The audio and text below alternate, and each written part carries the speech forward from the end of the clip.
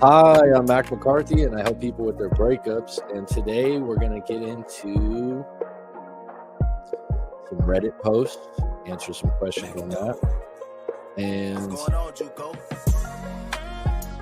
we're going to talk about why it's good and why it's not good to post your stories and your issues on Reddit. One of the good things is, I'm going to give my take on this. And the bottom line is, the good of it, you strain out an issue through the narrative. So you're writing out a story. You have to explain it to strangers and give some context. So what happens when you do it with friends, a lot of times friends or family, a lot of times you'll leave out bits and parts, and your friend already has assumptions about your partner, boyfriend, girlfriend, husband, or wife. They have a little bit of story background to it. And so you assume they know more than they do. But when you're writing it for a Reddit post or something like this for the public or the Reddit users, readers, you're probably going to get more specific and realize how the story is from your standpoint. And hopefully you read it afterwards. And this might be good or bad. Sometimes people would read it afterwards and actually be thinking about how they look or how they appear to the people reading it. So that's not going to be as authentic as if you get therapy or coaching, or if you talk to me in a private call about this, you're going to air it all out, I would hope, right? Because it's private. So number two, you get perspectives and advice from outside of your feelings on the matter. So this what you think would be off the charts good, right? It's like, all right, I'm going to go to Reddit. I'm going to get a really good perspective here from different people. And their feelings aren't going to be involved, so they're going to give it to me straight, and that's going to be a good thing. Okay, so here's the bad part of that. You can take some bad advice, and the bad advice isn't necessarily the bad advice for everyone. The bad advice is going to be different for different people. So if someone gives you advice and they embarrass you, like, you're so stupid, you should have known this. Actually, I had this happen to my cousin, and the woman ended up taking all his money. And what they do is they impose their life experiences onto your question, and then they might even elevate it or make it worse. And then you might take that advice and it doesn't work for you. So that could be when it's bad.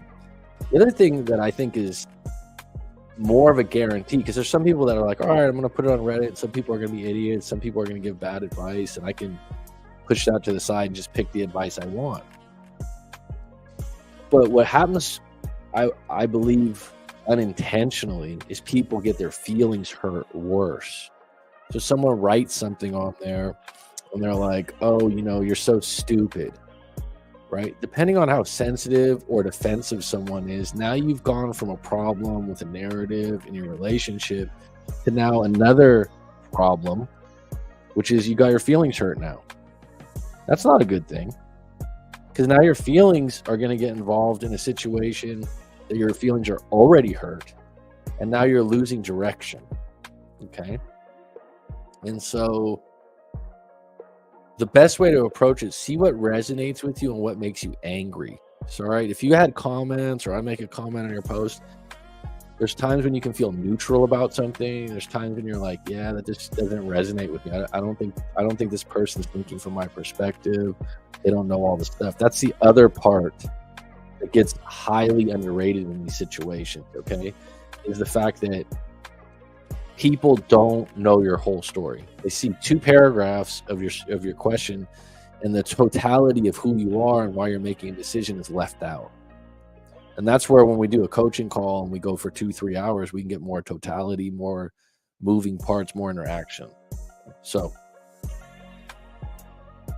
those are the sweet spots. If you get really fucking angry about something someone says, there might be some truth there. That might be something for you to explore more. Usually if something makes you angry, there's something you're trying to hide or you're trying to run from. And in those particular situations, that's not good. Okay, and that's something that you might want to make some notes of. Be like, why is this making me so angry? Okay, so I'm going to get into, there was a few posts I saw on Reddit. And what I like about using Reddit like this is that you can actually see how a person like myself gives advice. And this is actually the technique I use when someone calls in. I like you to write out your story. Write out what's going on as much as you want to write out, okay, and as specific as possible. And what it does is it gives you an opportunity to explain yourself in your voice and your thoughts come to the surface, and hopefully we can strain out the problems and then figure out what problems can be fixed, what can't be fixed, and what you can let go of, what you can deal with. All right, so let's get into this. So we'll put it right here. And in the comments later on, if you guys watch this, just let me know that you can read this. So, partner, 29-year-old male of 8 years, wants a prenup that separates earnings. I'm struggling to figure out how to feel. Okay, so prenups, and this is a great example of what I'm going to tell you right now. So I'm separated from this. This isn't my sister or my cousin or a daughter, whatever, someone that's close to me. This is someone that's just asking for plain advice, right? Now, prenups, a lot of times, the whole reason for that is I made this money, I had these assets before I was with you. So if something happens or we break up, I don't feel it's fair or right for you to get access to what I had before we were together. That's basically it, right? Instead of you saying like, oh, you know, and here's the thing. If you're the individual like, well, I don't want to sign the prenup. Usually the person that doesn't want to sign the prenup doesn't have the assets or the money before the marriage. So they're not in the same experience. They're not in the same lane. And they might say, well, if it was me, I wouldn't have a prenup. Fine. But you can't really answer that question or dictate what you would do from that seat when you never sat in that seat. And so what you have to first realize is my perspective is the one that doesn't have anything prior to the thing or has far less. Okay. Number two, why is this upsetting you? Is it upsetting you because you feel like they don't trust you? Is it upsetting you because your friends and family think it's a horrible idea? Is it upsetting you because if we did break up, I think I'm entitled to that money? Like, really ask yourself why it is upsetting you to you. Okay, let's take a look at this a little bit deeper. So I, 28-year-old male, my fiance, 29-year-old male, so this is male and male, had the finances talk earlier today, and I feel confused and upset about his proposal for a prenup. Okay, so here's your feelings: confused and upset. So if you're confused, you need to ask more questions. Okay, seek to understand, not to be understood. Don't assume anything. Don't assume anything. Okay, and then ask yourself, what am I specifically upset about? Okay, we are both software engineers, but we have a major income and asset gap. Okay, so that right from the get-go, there's a gap there. I am blessed to earn such and such salary. However, my fiance has a lot more saved. So right off the bat, you're saying they have more than you, both due to higher earnings and because he didn't have student loans. So he has more saved. So you're saying the reasons are higher earnings and no student loans. Fine. Regardless, he has more than you do to start the relationship as a marriage. More recently, startup equity became more valuable on the order of many millions and might be liquid soon. Okay. We've been together 8 years since I felt like everything we had was already ours, even though we weren't married yet. We bought a house together, for example. Okay. So 8 years is a long time. This discussion hasn't come up in the 8 years you've been together, and this is the first time you're addressing it. One thing I would say is marriage changes the game, because marriage, you're both saying till death do us part, till sickness and health. There's a lot of variables that can go into that marriage. Now, the fact that someone that you, here's the big difference though. You're saying even though we've been together 8 years, we share a house that we bought together, you still were keeping money in separate accounts. Okay, so you were obviously diverting stuff into different accounts for different responsibilities. Okay. Now, he told me he wants to share all of our finances, but asked for a prenup that separates all premarital assets, such as his equity, and also would separate future earnings and assets according to the ratio of our income. Okay, so what I would say is this is the starting point to negotiate. Okay. Now, if you're like, oh, we shouldn't be negotiating things like this because we're getting married. Relationships are always negotiating a lot of things, even outside of things that are pertaining to salary and money. Okay, so you're going to negotiate what time you go to dinner. You're going to negotiate which family event you're going to go to. So negotiations are not a bad thing. It's finding a common ground and meeting halfway on the bridge. Okay, that's the big thing. Now, if you're thinking that this isn't fair, okay, it's negotiating. You haven't come to an agreement yet, right? So far in the beginning of the negotiations, you're unhappy. Now, I think this bit right here where this guy's got an equity in a company that could become millions of dollars, stock options or what have you, that's going to be the big one. So if you say like, look, I'll let keep your equity in your company that could become millions, future earnings, assets according to the ratio of our income, that's something else you can work on. So in the negotiation, you need to give in to one thing and halfway.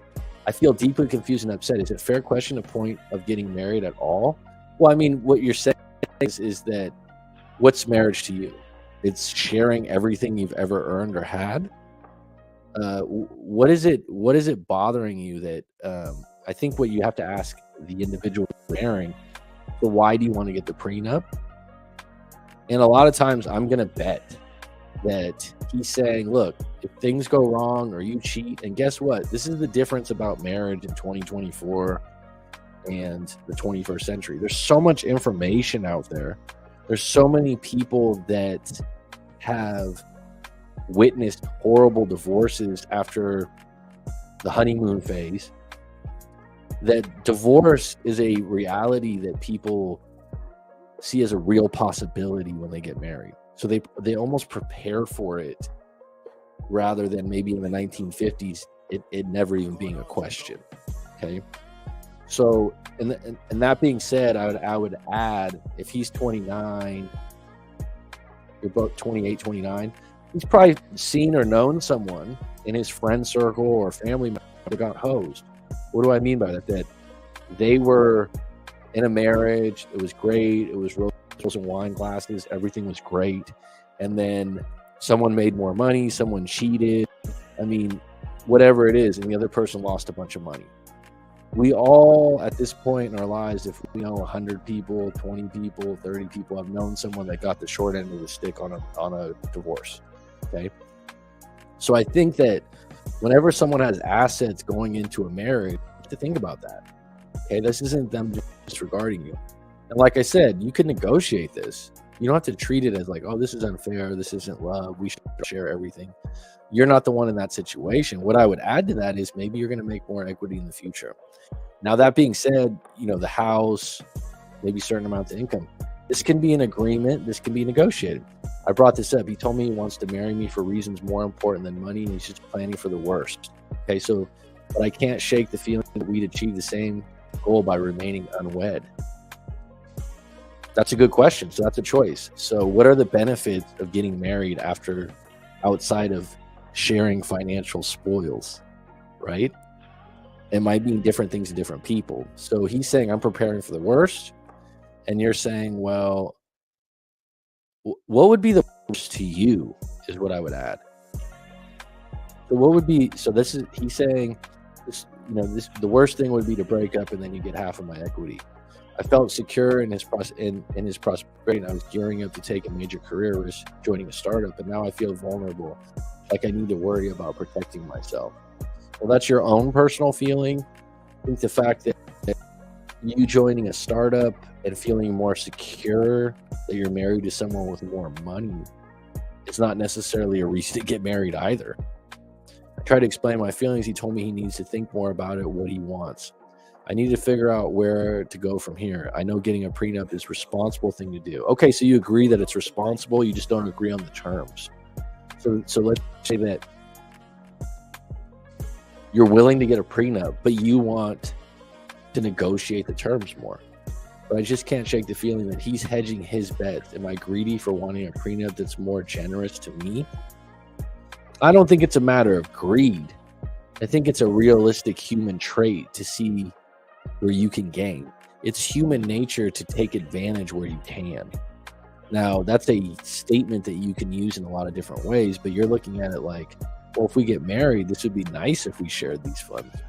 What I'm saying is, this is a starting point, right? And you've already agreed, like a prenup would be responsible.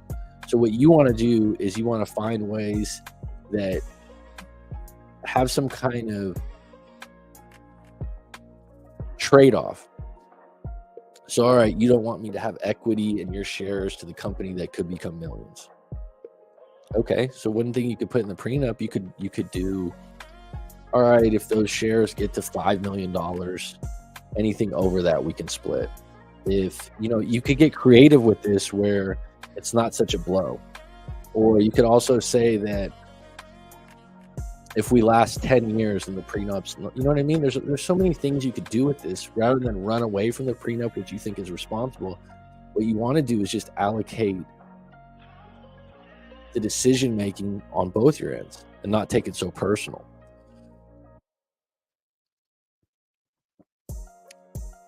After all, I certainly make plenty of money and don't need this. Why does this make me feel so insecure about our relationship?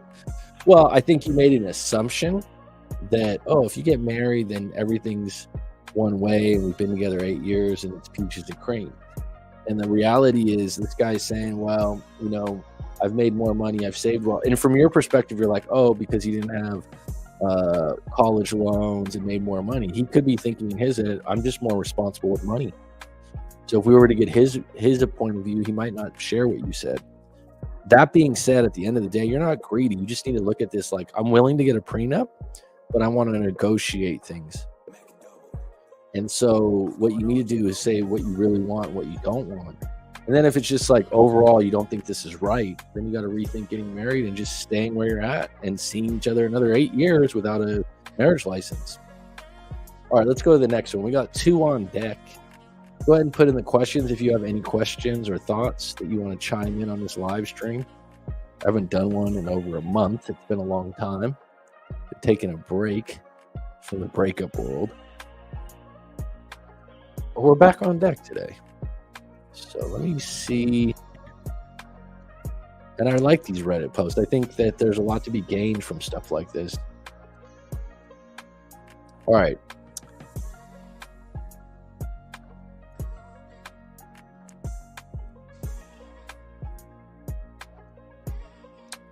Spent all summer living at my 36-year-old female partner's mom's house because of a serious and prolonged family crisis. She tells me, made her summer a living hell. How do we see things so differently? And is there hope for reconciling? Great question. And this is one of those things. Someone says something like, you made my life a living hell. Automatically you're going to be defensive or feelings hurt, upset. That's not something someone just takes and goes, oh yeah, they're just blowing off some steam. It's your mother-in-law and you just stayed with her. So let's unpack this a little bit and realize that some people are just miserable, bitter, upset, and angry, and it has nothing to do with you. And they project that out onto things that you're like, what? And so let's get to the bottom of this and see if you really did make. I feel like I've shown up big for my partner this summer, and she feels like I haven't. The point that she's considering breaking up with me. I love her so much, but this feels like a huge chasm that might not be bridgeable. How do I navigate this when I want us to work, but feel my own experience, needs, and sacrifices here are being entirely replaced? I need to know the details of your story. So my partner together 1+ years. So this relationship hasn't been very long. It's a bit shallow. What I mean by that, it's not deep. I've been living in small town Texas at her mom's house since the second where her brother made an attempt on his life. Okay. If you are, for whatever reason, you're living at your mother-in-law, girlfriend, mother-in-law's house, or you're living with your girlfriend's family, okay? Whatever the situation is, that's their territory. The brother comes first, the mom comes first. You're not even, okay? So you putting yourself in that situation is completely fine, but it's not going to be ideal because within that family, no matter how dysfunctional or crazy it is, you're not blood. And you've been in the picture for 1.5 years or a year plus. So you're at the back of the bus. Just know that. So you're like, oh, it's not fair. They were eating steak and they offered me a hot dog. It's like, okay, you've been here a year. Okay. She just told me I've made the summer of her a living hell. This was really hard to hear because I think I've gone beyond literally moving into a small house, parents and brother pushing back, embryo freezing, canceling important work events and interviews in NYC to be with her while she deals with this. Just remember, my friend, it was a choice. So this idea that you've done this for her, you've sacrificed so much, what you're doing is you're building up a fucking trough of resentment. Okay, so you're like, oh, I've done this for you, I've done that for you. Well, you got to live at someone else's family's house, right? It's not ideal, but the idea that you gave up all these things in lieu of what? So now you're like, this isn't fair. This is where your relationship's going downhill really quick. Mind you, dealing with it has looked like her and her brother staying up all night doing drugs, playing poker, and playing video games. I've gone to bed alone 80% of my nights here with no acknowledgement of what the experience might be like for me, or even thank you for bearing with it. Bottom line is, if that's the case, then just break up and move on. What kind of cross are you trying to bear here? Okay, you're in her house. You can leave anytime. If she's playing poker and doing drugs and hanging out with her brother and playing video games, and you have interviews in NYC, it seems pretty lopsided here. Her disappointment with me stems from a shift in tide about a month, and when I was just feeling so disconnected with her, I tried to express my need for connection. I told her how disconnected I was feeling, and she said she couldn't give me anything because she was drowning. She was angry at me for asking. So this is one of those situations where people watch a lot of stuff on being vulnerable and talking about your problems and airing it out, right? And those are good things. Okay, those aren't bad things. But if you are on completely different wavelengths, okay, in different directions, then it doesn't make any big difference. What's up, Bernice, my Kiwi friend? I remember you. I'm Mac. I haven't been here lately, but you popped up in my feed and I clicked in as I like you and your channel. I'm just going to listen to no comments. That Kiwi from New Zealand. I know the Kiwi. Love Kiwis. I'd love to go to New Zealand at some point. All right. So her disappointment with me stems from a shift in tide about a month in. I was just feeling disconnected with her. Okay. So what this guy did is, I'm feeling disconnected with her, so I'm gonna have a heart-to-heart. He's probably been watching YouTube videos saying how to be vulnerable, bring up this. I've noticed this with coaching with men, is they really get into like, oh, we had a talk. And then people have these talks and they don't work out. And it's like, hey, I brought the talk up and we're talking about our feelings. And especially men, it's like, oh, we're going to talk about our feelings. And then it doesn't work out because the other person doesn't really want to have the talk, doesn't really care about your feelings. But then you're like, so what do I do next? Right? Some content. So let's just get my bits for attention, affection, reassurance this summer. So if you're not getting attention, affection, and reassurance this summer, I don't know what the reassurance is, but that's not attractive to women. It's a bit needy times. But you're feeling that, this isn't a good relationship to be in. You've only been a year plus, you're living in your family's house. It's not going well. If it started this way, it's not get better most likely. Ideally, people go 3-4 years in that honeymoon phase, 2 years, maybe a year and a half. You're doing this up front, it's just going to probably get worse. Okay. This is also probably due to timing of where you're at and where she's at. Saying I felt she was the only person connected with me and when she was on drugs. Saying I had trouble having fun on my family vacation because she wasn't there and we were so disconnected. You've said this word disconnected numerous times. After I asked many times to look at some content together, she rolled her eyes at it. She sees as criticism and says putting pressure on her. I just thought I was expressing pretty minimal need for connection, affection. And today I learned that she looks at this summer and thinks I made it a living hell. Well, here's your news flash. It sounds like you're not a good match in year one. Okay. It's a lot easier to rotate and get out of a relationship where it's not working, where you're not feeling connected after 1 year. When you get to 2 years, 3 years, 4 years, it's harder and harder because you're deeper and deeper and more connected. Look at it this way. This might sound strange to some people, but look at it this way. If You have siblings that you don't like, that you don't connect well with, cousins, right? But you've known them since you were a kid. So there is some deep kind of unconditional love there. There is some care there, because for your childhood, you guys had to bear it out, right? What I'm saying is, in relationships, it's kind of like that too, in the sense, like, even though you might have a shitty roller coaster 5 years, for 5 years you've been ride or die. For 1 year, if you're going through all this crap and you're not connected and all this stuff, just fucking leave. Just go. This isn't a relationship to, oh, if we just did this right. These are big issues here. You're saying she does drugs and you don't. You're saying you live at her mom's house for some crisis. Like, there's all kinds of issues here that you're not going to be able to fix. In the meantime, you're like, I want more attention too. Sounds like your guys' timing's off, and you're trying to make something work that's just not going to work in your way. The only thing I can come up with is that she's very overwhelmed and just taking shit out on me.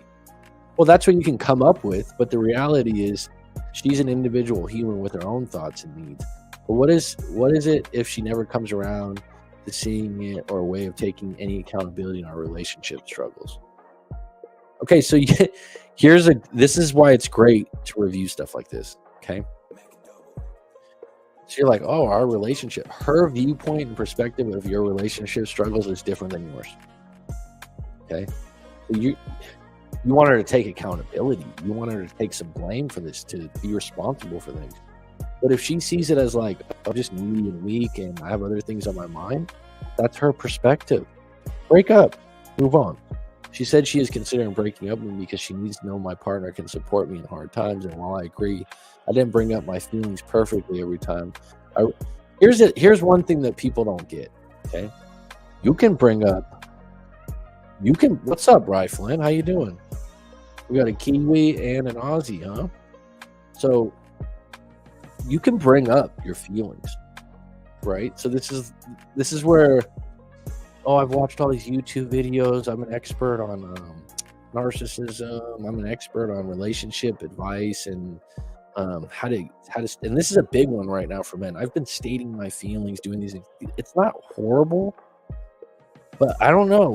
Correct me if I'm wrong. We got 2 women in the comment. Like, sometimes women don't respond to it as sweet and thoughtful, or, oh my God, I'm so glad you came to me with the fact that you feel like I've been disconnected or disregarding you. That's something maybe you go talk to your coach or your therapist about. But on the flip side, if it's year 1 and these things are happening, maybe you guys just aren't good together. And instead of trying to fix it through your knowledge of expressing yourself, the best relationships need to start out in the beginning effortlessly. Does that mean for the next year, 2 years, 3 years that it's going to go great? No.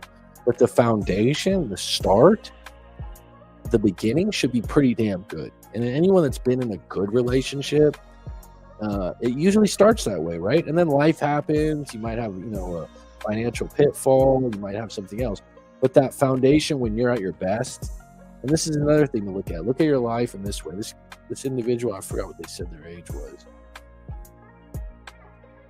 35 and 36. Wow, she's doing drugs and playing video games at 35, 36.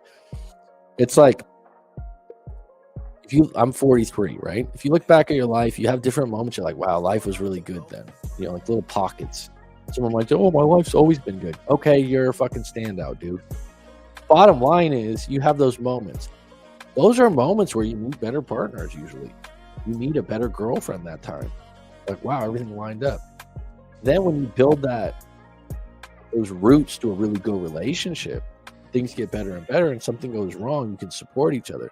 You're starting off at the start of the relationship with all these kind of issues.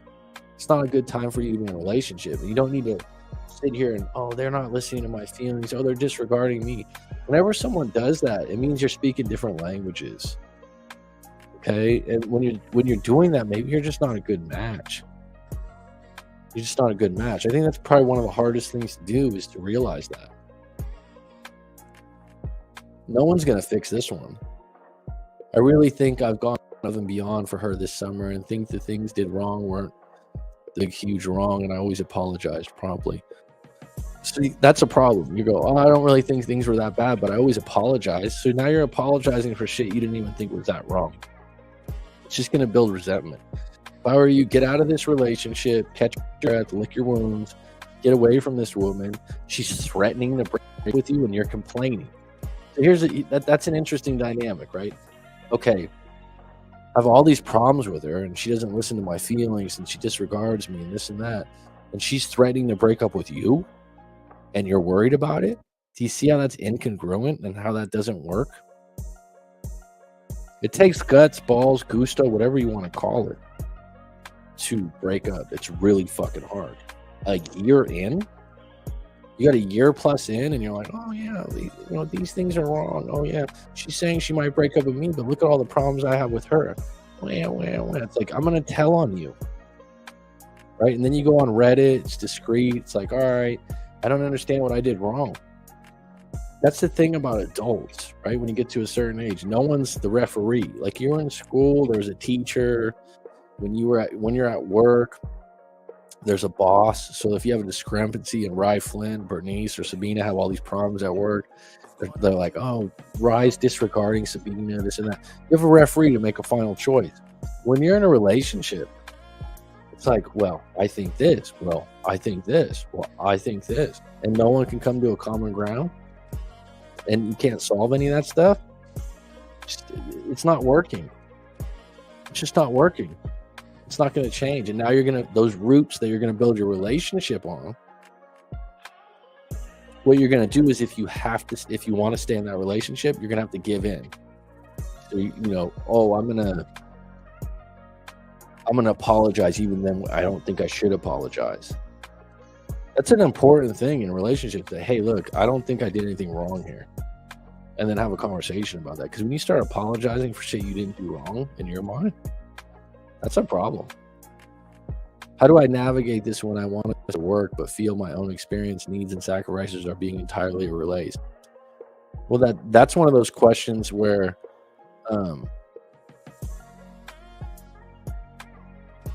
you want something that's not in regards to reality.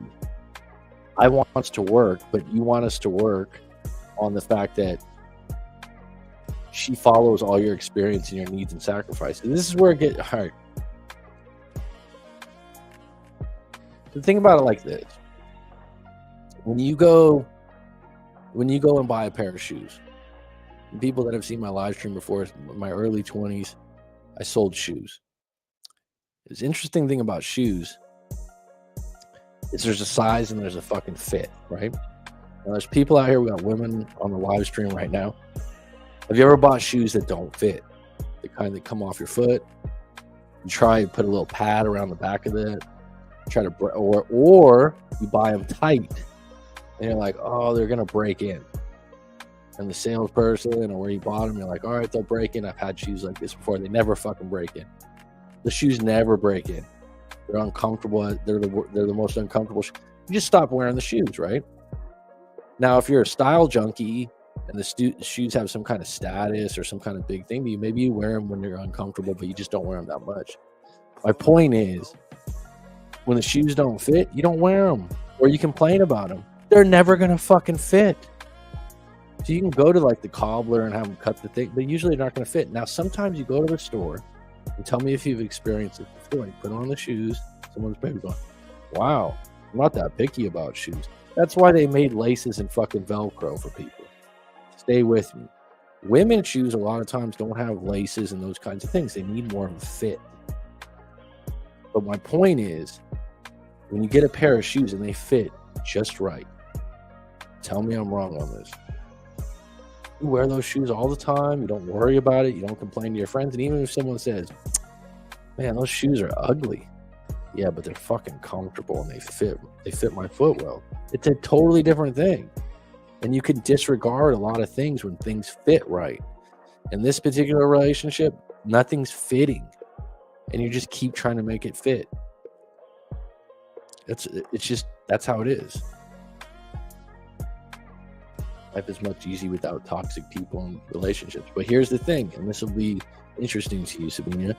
Your definition of toxic, there's toxic people out there that still have goodness in them, that just had bad experiences in their life. And they can find matches and they can find people that are just the right fit that help them.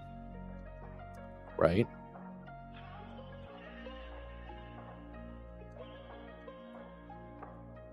Because sometimes you see couples and you're like, wow, that woman or that guy, what a jerk, or what a such and such, what this, that. And they're happy to be together and it works out and they're together for years and they have kids and they go up and down and all around. It works for them. It just won't work for you. They're not your fit. Humans are intricate. All right, let me pull this up again.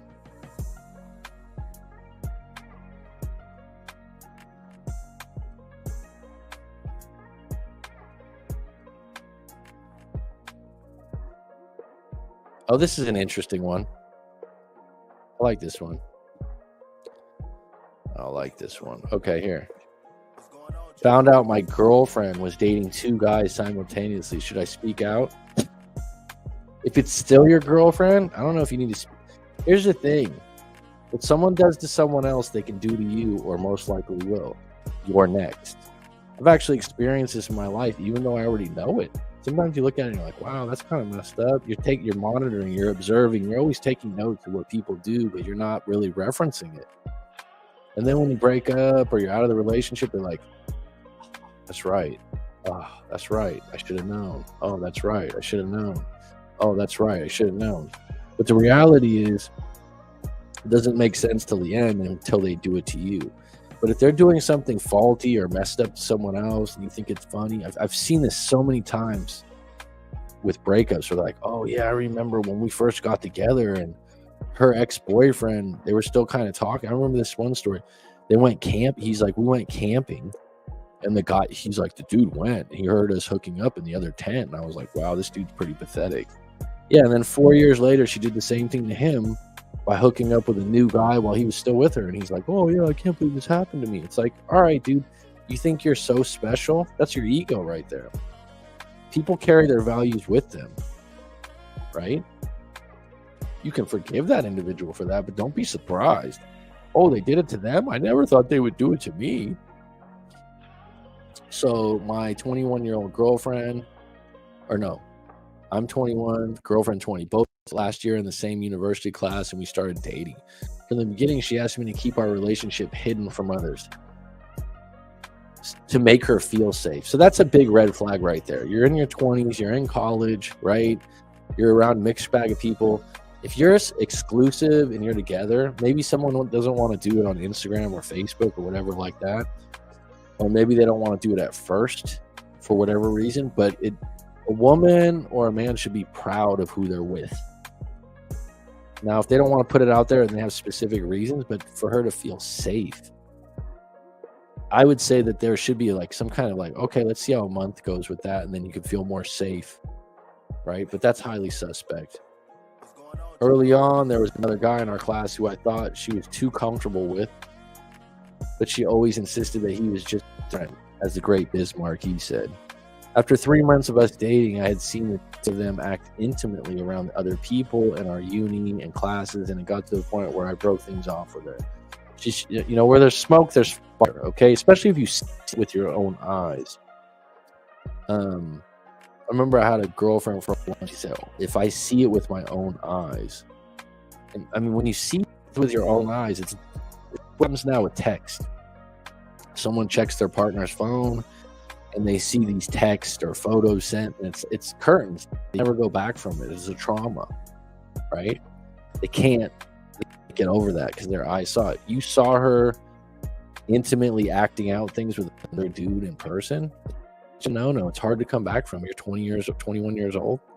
She continued to deny there was anything between them and just told me that the guy was very dear to him, but just a good friend. So I haven't read this completely, but let's just say that this story ends up being one of those where this guy was really her boyfriend. Right there is actually a specific spot in the story. Let me pull this up. Right there on that paragraph, she continued to deny where there was anything between them. So it's nothing worse. It's one thing when someone can lie. It's another thing when someone can repeatedly lie until they get caught. That's a whole nother type of liar. Because there's some people out there where they break eventually. They're just like, I can't do this anymore. My morals and values are stronger than this. I have a shred of integrity. I'm going to tell you the truth. When they continue to lie, when they double stamp it, no bueno, you're done. It's dust. In the words of Sabina, toxic. Afterwards, she regretted our breakup and begged me to return for several months. Her behavior with other guy kept getting noticeably more intimate. The fact that you broke up and you're still monitoring what she does. Now, if you have the same class, maybe you can't hide your eyes. I get it. If you're following her around or you're getting notes from other people, checking her Facebook and stuff, stop. It's just self-mutilation. I eventually found out through a third party that the two of them were in fact dating and in a relationship. Surprise, surprise. It must have been real surprise to you, dude. Despite her trying to gaslight me. I don't know where the gaslighting's done. She just lied to you. What makes it worse is that she started dating both of us around the same time and had kept us both hidden from each other. So now that you know that, here's the thing. Fool me once, fool me. You got to be done with this. It's just like if someone stole something from your house, right? They stole a watch that was really expensive. You went through all this trouble to find out it was them, and you find out it's them, and then you're like, all right, I found out it's you. You lied to me about stealing the watch. You go through all this trouble. You tell all their friends they stole the watch. Bottom line, you're never getting the fucking watch back, right? You're not getting the money back. You go to the police. At some point, you just go, I got to let this go and move on. Okay? Recently, she returned again, asking me for forgiveness up for reasons unknown to me. Okay, so this is going to be the best advice you ever got on this. Don't go back to her. Okay? And the reason is she's a liar. She did it to your face. She did it repeatedly. And now that something's not working out for her, she's like, oh, you know what? I decided. First of all, you don't want to be the spare tire. You don't want to be the backup plan because you always will be. You'll get cheated on again. And being that you're 21 and she's 20, she's not going to change anytime soon. Now, the individual, maybe when she becomes 28, 29, 30, 31, 32, maybe she gets some therapy. Maybe she gets a new job. Maybe she gets a new lease on life. Maybe everything changes because we know if you've lived long enough that you change a bit with life experiences, that you're immature at 2021, that you might be a little bit more selfish and impulsive at 2021. You with me? This isn't going to change now because, and think about the logic. Well, things didn't work out with that guy, so that's why I'm coming back to you. Not that, hey, I feel really bad that I lied to you and you're the one and I always liked you, but I had these situations. But this individual saying, I'm bored right now. I don't like being alone. So, please forgive me. I decided to just ignore her after the betrayal and kept the whole thing private from anyone else or the other guy. The whole thing has been deeply bothering me and makes me think if I should tell the other guy or not. What are you going to get out of telling the other guy?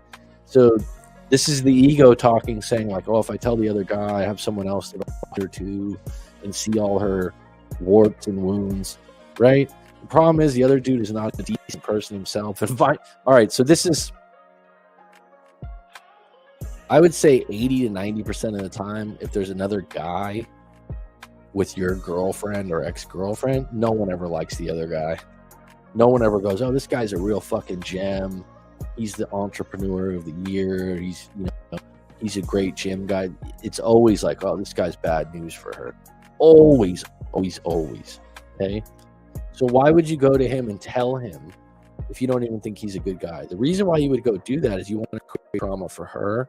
And you also just want someone else on your side of the fence to go on, yeah, what a tramp, what a bad girl, what a toxic human being. And here's what the problem with that. The problem with that is it doesn't get you to a place of feeling better. It actually makes you revved up to feel worse. Don't do it. And right now, fighting it because you're like, that would be fun. It would be a nice little jolt. It would be extremely short-winded. The problem is the other dude is not a decent person himself, and him finding out would definitely lead to him fighting and outlashing rather than solving this issue maturely, which you're so mature about. I'm not sure if I should tell him you've been dating the same girl and getting cheated on for a year. Well, I've known other people in these situations, and they usually tell the guy, and then I've noticed that the guy will start talking to them, and they'll think that they're friends. because they'll vibe on this. Like, oh yeah, she did this, she told you this. I've seen this happen many times before. The reality is that other dude could be collecting information, and then he goes and tells her, yeah, he told me this and that, because he wants to get back with her. So just look at it like this. You just got out of a toxic pool of water, right? And you're getting out and you're complaining about how toxic and how much the water smells. And you're telling all your friends, don't go in that pool, right? If you go back to this dude and you tell him all these things, you just jump back in the pool. That's all. I know someone who's been cheated on and deserves no truth, but in the case, there's a lot at stake in our university class environment. For my reputation, I know he wouldn't handle the situation maturely. Then don't do it. Here's when I say, if you have a good friend or classmate or whatever, and they're getting cheated on with someone that you have no relationship with, or maybe you're a friend, then maybe you want to drop the dime, because that's a good friend of yours and they're getting done wrong. And you feel like, as a good friend, I've been in this situation before, by the way. As a good friend, I'm going to tell them they should know this. Some random that hooked up with your girlfriend while you hooked up with her, you're not doing some kind of good deed. What you're looking for is someone else to look down upon her, and it could backfire on you. Whereas if you go to your friend, you go with all good intentions. You're like, hey, bro, Allison's been seeing another guy. You're like, what? I just want you to know, because I found out through so-and-so, and I know you're trying to get back with her. Right? It's different then. It's good intentions. It's your friend. Not this case. Found out my girlfriend is dating another guy. Okay, well, that's it.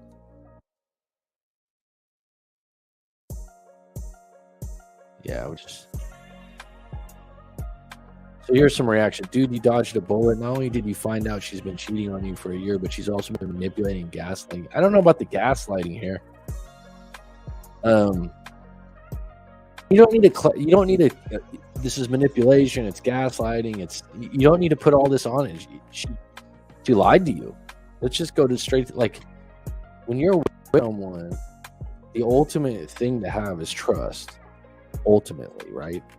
Trusting someone's word. The fact that she lied, that's enough. You don't need to go into like more details. What you're doing is you're trying to prove to yourself how good you are and how bad they are. It doesn't really help anyone. At some point, what you want to do is go book a session with myself. Let's air this whole thing out. Start from the top. Let's talk for 2 hours about it. Go through all the different situations and scenarios. Get it all out of your system, and then let it go. Move on. Have your times when you're crying about it. Times when you're tempted to call them. Fine.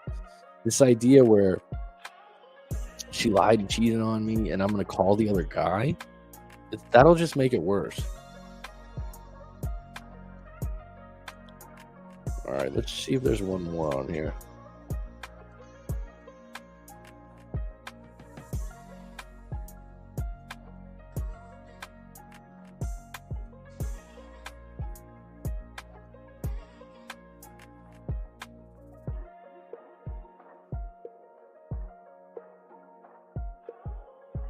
My parents are spying on me in their 70s.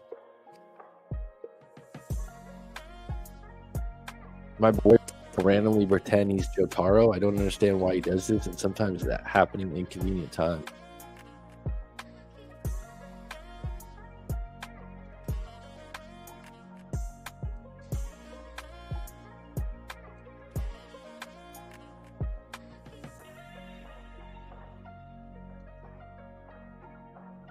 Oh, this is cryptic.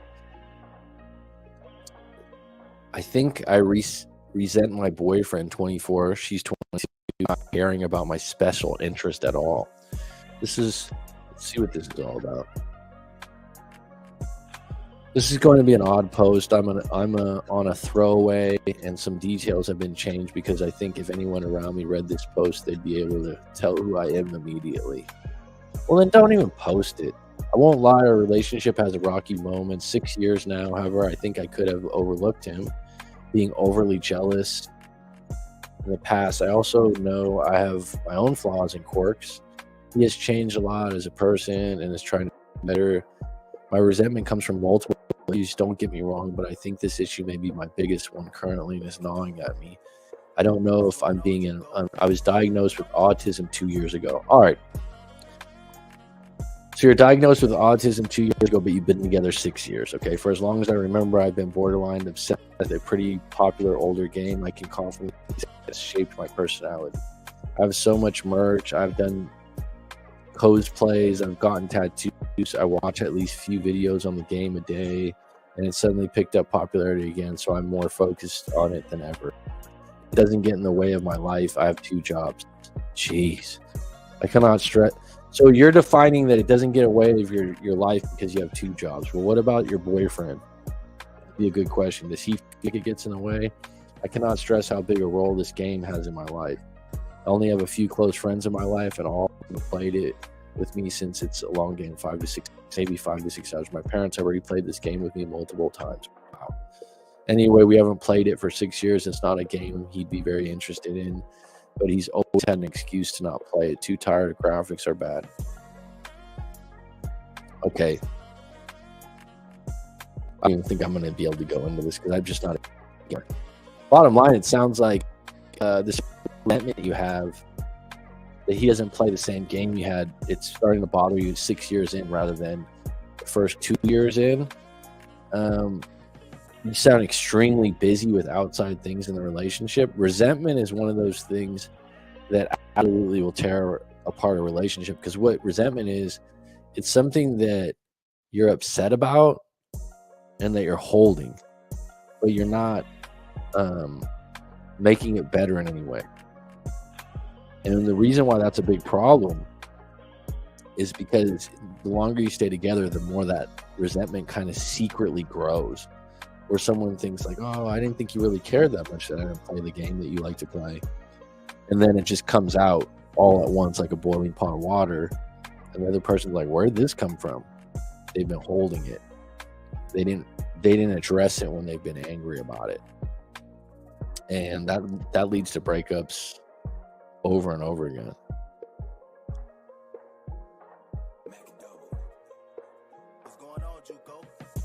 How important is it to know of our past mistakes?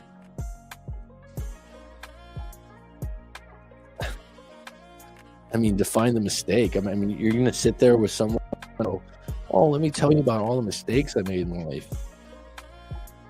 That should be coming up organically.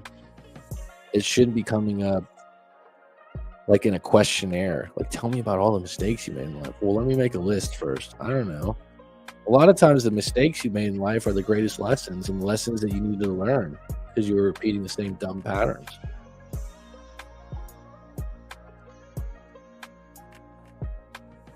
I hooked up with a friend and I think he regrets it now. All right, let's look at this one.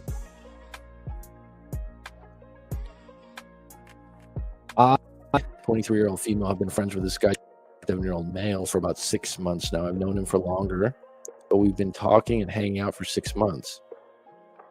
We decided to take a trip together 2 weeks ago, and we ended up hooking up one time. I'm gonna guess he's not that attracted to you. If a guy's gonna be friends with a girl and he's heterosexual, and it's just not there, he just doesn't have a high level of attraction, probably.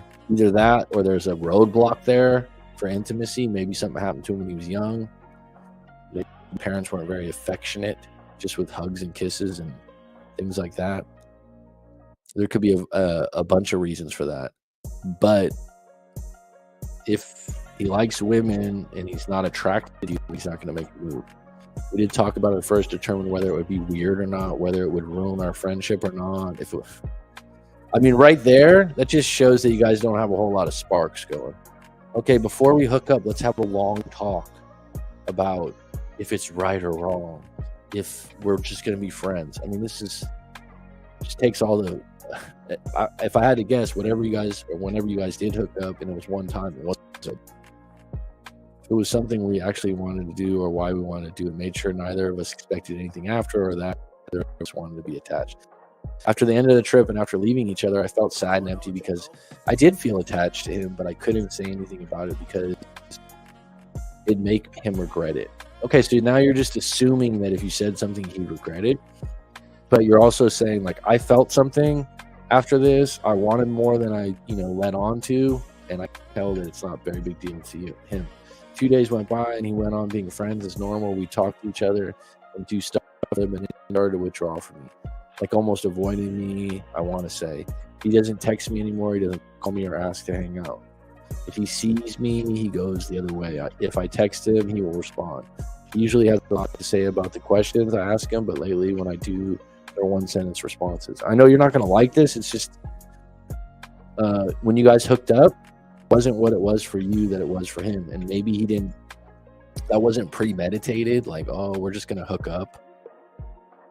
You know what I mean? It's not like he was like trying to hurt your feelings or anything, but you said from the beginning, like, oh, let's just see how this goes. You had a high, this is the problem with friends with benefits, okay? Someone feels more and the other one feels less and someone gets left out. You guys even had to talk about it, and you thought, and you even said, like, oh, I won't be attached and all these other things, but now you're attached. Okay, it's okay. You'll be able to get over this. It's not like you have a deep commitment to each other. This might last you a month, 2 months, 3 months. And if you really need to talk to him about it, go, hey, I just want to talk to you about it. But if you want the short end of the stick, and this is going to sound harsh, I would say that there's a strong probability that he's not as attracted to you as you are attracted to him.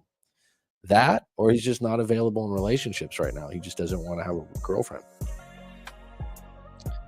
I keep making up reasons in my head why he's avoiding me. Like maybe he's back with his ex. Maybe he didn't like my body, or maybe he didn't realize that I was attached by the way I acted the entire trip. Well, just going back to what you said, you guys had a full conversation before you hooked up that you wouldn't be attached. So now you're going back on your word.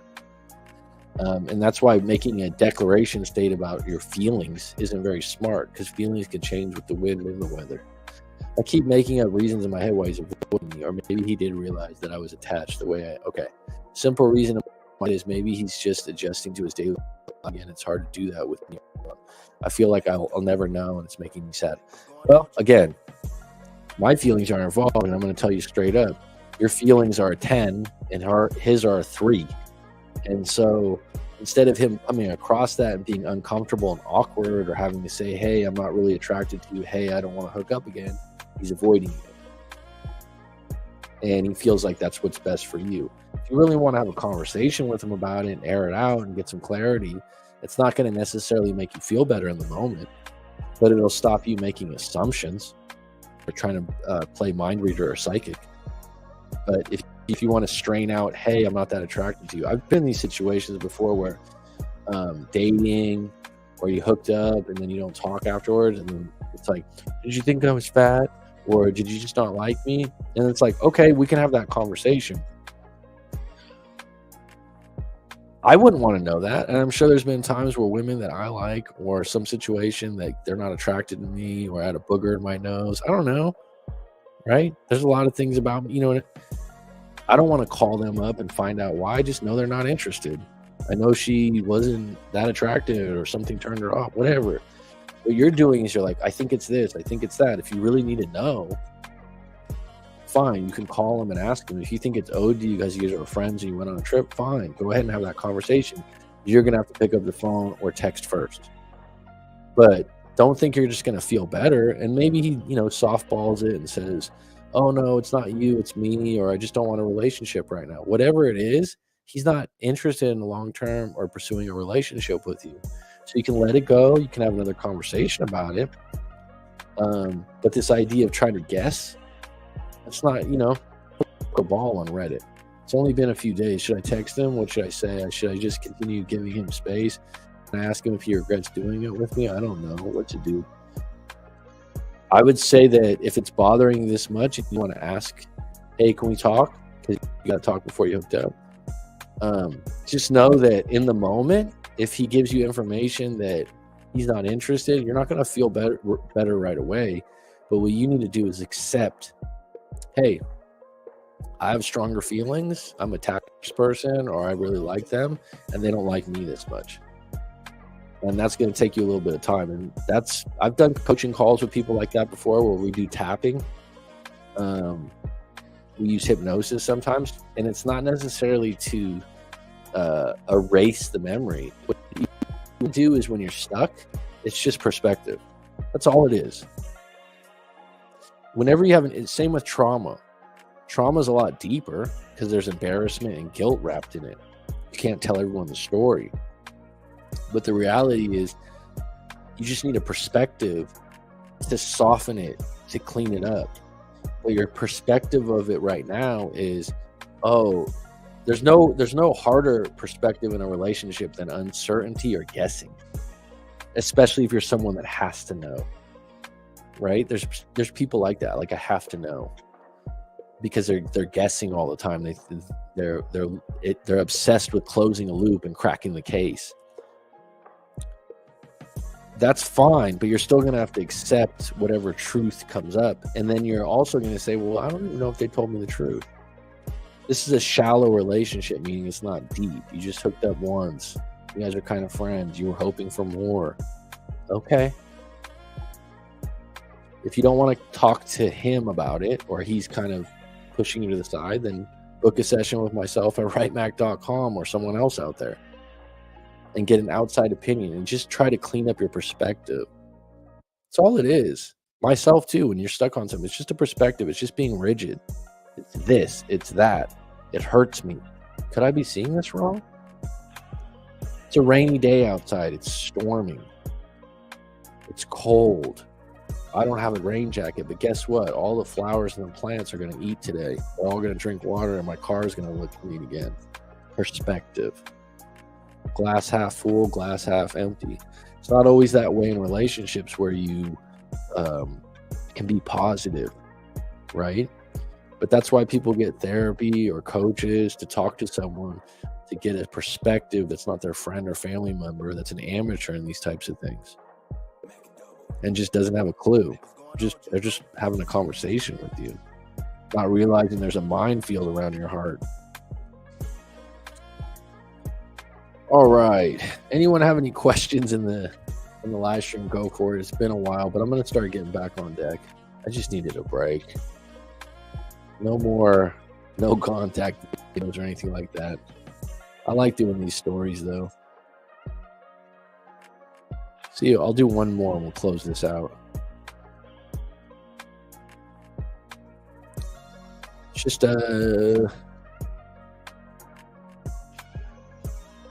anyone that's on deck right now, how you doing? How's your life? How's your relationships? I know over the years, the people that regularly come to live are always like, I just come to listen. I don't really have a relationship issue. Good. Very good.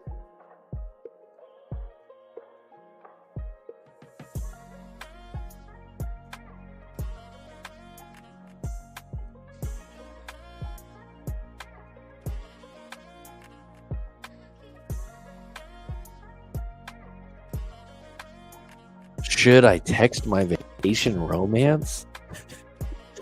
All right. It's funny because when I first started doing these Reddit, thanks, Rye. I'm glad you're doing well, hon. Thanks for responding. I'm good. It was a turbulent year, but things are back. And it sounds like you're doing well too, hon.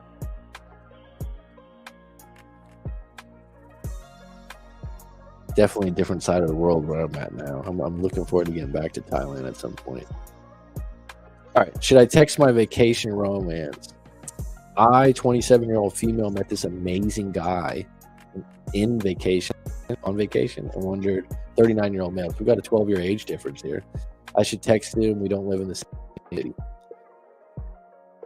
I mean, what are we looking at here? Are we looking at a 2-hour drive, or are we looking at a 10-hour flight? That makes a difference, okay?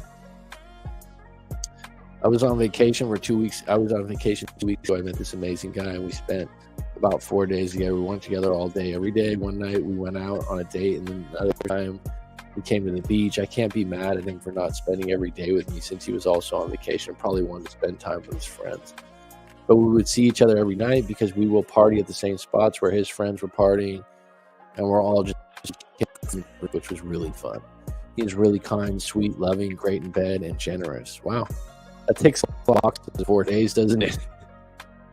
He had to leave earlier than me and went back home 2 days after he left. Texted me and asked me how I'm doing. We exchanged a few texts, and that's it. We are mutuals on Instagram. He always likes my stories. God, that's such a big deal to people, huh? He always likes my stories. He wasn't texting me. We don't live in the same city, which is another reason why I'm thinking I shouldn't text him, since it doesn't really make sense. Well, in these 4 days of great sex, loving, sweet kindness, did you ever have a talk about where to go from? This doesn't make sense, but I feel like if we would have lived in the same city, we would have seen each other. So I cannot shake this feeling that maybe there would have been more, because we only spent 4 days together and I truly met someone like him. Should I text him? Yeah, absolutely. Go ahead and text him. If you guys had 4 days of bliss and it was that great, it was that extreme, then go for it.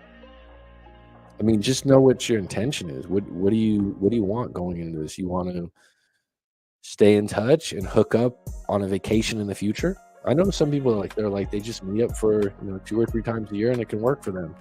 The real question is, how far is the distance? But before you even get to the distance, by texting and maybe just being a little bit upfront and saying like, hey, look, I had a great time. I think you're cool, special, hot, whatever you want to say. Double stamp it. You guys don't need to go through this sleeping together again, and say, hey, what do you think about me coming and visit you? Or, whatever. Like, sometimes women don't want to be the forward ones. But in this particular case, you guys are already hooked up, so quit playing games and be upfront. Is it ideal that you live far apart? No, it's not ideal. Can it be worked around? Yeah. It's like, oh, if we were in the same city, if we were in the same, okay, yeah, okay. If, should, could, would, fine. If you think that you want to talk to this person in text and carry it on, then reach out first. If he's cold, or he's like, no, I just, want to keep it like that, or he doesn't text a lot. I mean, I'm the type of person, I just don't like texting a lot. I like interactions in person. So long distance doesn't work well for me. And so someone could take that personal. She could take that. He can, she can, they can take it personal. And it's just the way you are.